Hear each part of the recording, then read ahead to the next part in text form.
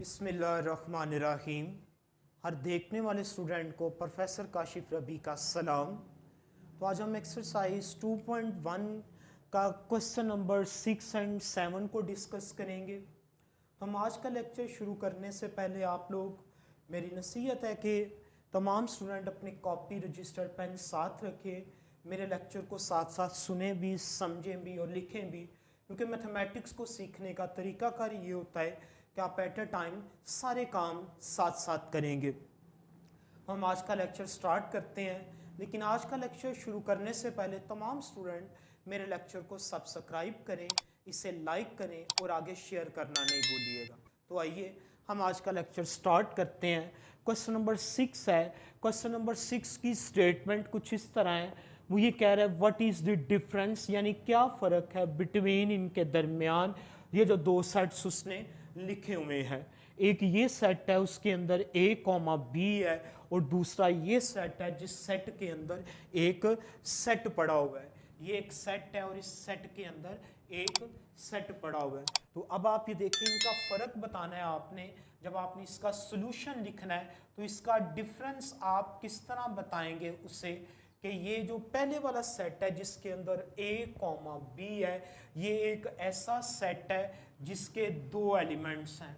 कितने एलिमेंट्स हैं? दो एलिमेंट्स हैं।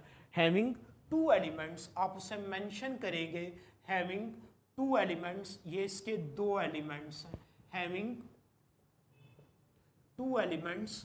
अब इसके बाद ये जो दूसरा सेट है आपके पास, जिसमें उसने सेट के अंदर एक सेट लिखा हुआ है, तो ये जो सेट के अंदर सेट लिखा हुआ है, उस सेट के अंदर A, B है, तो वो जो कुछ भी होगा, जब सेट के अंदर सेट आ जाएगा तो वो सेट पूरा एक एलिमेंट कंसीडर होगा। दैट्स वाई ये जो आपका गिवन सेट है, इसके अंदर एक एलिमेंट है, having one element, having one element, इसके अंदर एक ही एलिमेंट है आपके पास। That's why this is called singleton set आपके पास। अब आप ये देखें क्वेश्चन नंबर 7। तो क्वेश्चन नंबर 7 में वो ये कह रहे हैं कि which of the following are true and false. ये कुछ उसने स्टेटमेंट, कुछ सेंटेंस लिखे हुए हैं सेट थ्योरी से, और वो डिमांड हमसे बता रहा है कि बता दें इसमें से ट्रू कौन से हैं और फॉल्स कौन से हैं। तो किसी भी सब्जेक्ट को समझने के लिए उसकी लैंग्वेज को अंडरस्टैंड करना बड़ा ज़रूरी होता है। जैसे जहाँ भी आप किसी भी स्टेट में जाएं, तो वहाँ पे सरवाइव करने के लिए वहाँ पे लैंग्वेज का आना ज़रूरी होता है। सबसे पहला काम ये होता है कि लैंग्वेज को सीखा जाए ताकि हम यहाँ पे सरवाइव कर सके। तो बिल्कुल इसी तरह जब किसी सब्जेक्ट को सीखना हो तो उसकी लैंग्वेज को सीखना पड़ता है। तो इसमें कुछ लैंग्वेज के कुछ सिंबल्स उसने यूज़ किए हुए हैं, हम पहले भी जानते हैं, दोबारा उनको मैं एक्सप्लेन करूंगा क्वेश्चन के साथ साथ। तो आप मेरे साथ ही रहिएगा इन चीज़ों को सीखने के लिए। ये क्वेश्चन नंबर 1 का पहला पार्ट है। इसमें उसने लिखा हुआ है 1,2 = 2,1। तो इसमें ये देखें दो एलिमेंट्स हैं, दोनों सेम एलिमेंट्स हैं। सेट्स के अंदर हम अपने एलिमेंट्स का ऑर्डर चेंज कर दें तो कोई फ़र्क नहीं पड़ता। ये आपका पहला जो है ये ट्रू है।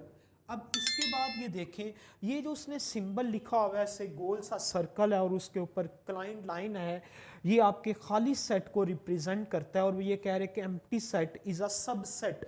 ये वाला जो सिंबल है ये आपके सबसेट का सिंबल है और ये एम्प्टी सेट का सिंबल है। और वो ये कह रहे हैं कि एम्प्टी सेट आपके इस सेट का सबसेट है। तो ये बात हम जानते हैं कि एम्प्टी सेट एक ऐसा सेट होता है जो हर सेट का सबसेट होता है। इट मीन्स कि ये वाली जो आपकी सेकंड पार्ट की स्टेटमेंट है ये ट्रू है। अब ये देखें, ये सेट के अंदर एक सेट पड़ा हुआ है। जब सेट के अंदर सेट पड़ा हो, तो अभी आपको बताया मैंने क्वेश्चन नंबर 6 करते हुए कि जब सेट के अंदर एक सेट आ जाए, उसके अंदर बेशक एक एलिमेंट हो या एक से ज़्यादा एलिमेंट हो, वो एक सिंगल ही एलिमेंट कंसीडर होता है। तो अब यहाँ पे ये जो ए ब्रैकेट के अंदर आपको लिखा नज़र आ रहा है इन करली ब्रैकेट्स के अंदर, तो ये एक एलिमेंट है। तो एलिमेंट के लिए मैथमेटिक्स में ये वाला बिलोंग्स का सिंबल यूज होता है।